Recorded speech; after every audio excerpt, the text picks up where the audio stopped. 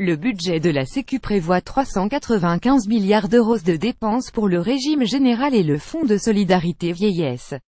Son déficit devrait être réduit à 2,2 milliards d'euros en 2018, avec même un léger excédent de 1,2 milliard pour le régime général, hausse de la CSG et baisse des cotisations. Principales mesures du projet de loi de financement de la sécurité sociale PLFSS, et la contribution sociale généralisée CSG augmentera de 1,7 point le 1er janvier.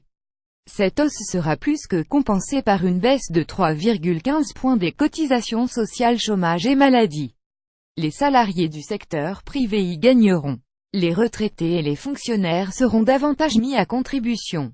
Impôts, CSG, ISF, les gagnants et les perdants du budget 2018. La baisse des cotisations pour les employeurs sera pérennisée et succédera au crédit d'impôt compétitivité emploi CICE du quinquennat Hollande.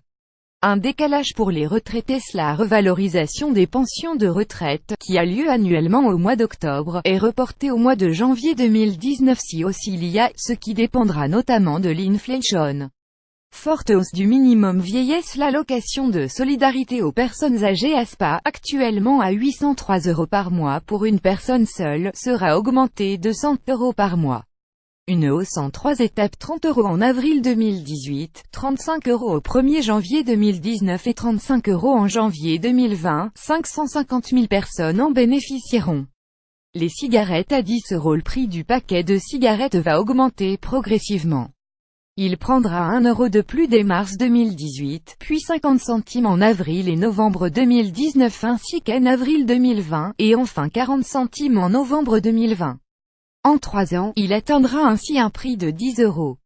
La Corse aussi est concernée. Le prix du tabac sera progressivement aligné sur celui du continent d'ici à 2021. Une nouvelle taxe sur les sodas. La taxe soda sera désormais indexée sur le taux de sucre, ceci afin de mieux lutter contre l'obésité.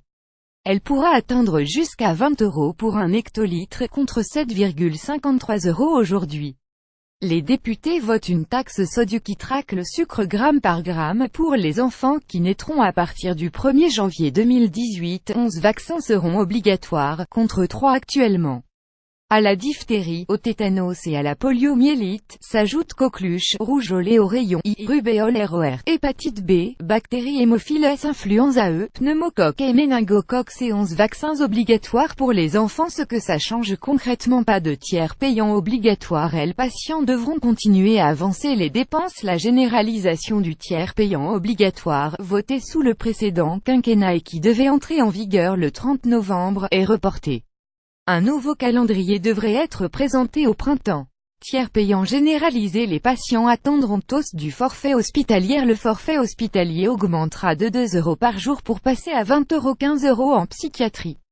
Une dépense qui se répercutera sur les mutuelles. Aide aux familles modestes. Hausse de 6 € de l'allocation de soutien familial ASF, qui complète le revenu des parents isolés ne percevant pas de pension alimentaire, à compter du 1er avril 2018. Hausse de 16,80 € du complément familial majoré, versé mensuellement aux familles nombreuses modestes. Également à partir du 1er avril 2018, la prestation d'accueil du jeune enfant PAJE sera réduite. Elle sera alignée sur le complément familial, dont le montant et les conditions de ressources sont plus bas. Sont concernés les enfants nés ou adoptés à partir du 1er avril 2018. Pour les familles monoparentales, le complément libre choix du mode de garde CMG, une aide à la garde d'enfants, verra son plafond revalorisé de 30% au 1er octobre 2018. Les primes de naissance et d'adoption sont dégelées afin de suivre l'inflation. Le RSI entre dans une période de transition pour les artisans, commerçants et libéraux. Le RSI, régime social des indépendants, sera progressivement supprimé et rejoindra le régime général à partir du 1er janvier 2018. La phase transitoire durera 2 ans et devrait comporter 2 baisses de cotisations sociales. À compter du 1er janvier 2019, les créateurs et repreneurs d'entreprises bénéficieront, sous condition de ressources, d'une année blanche de cotisations sociales.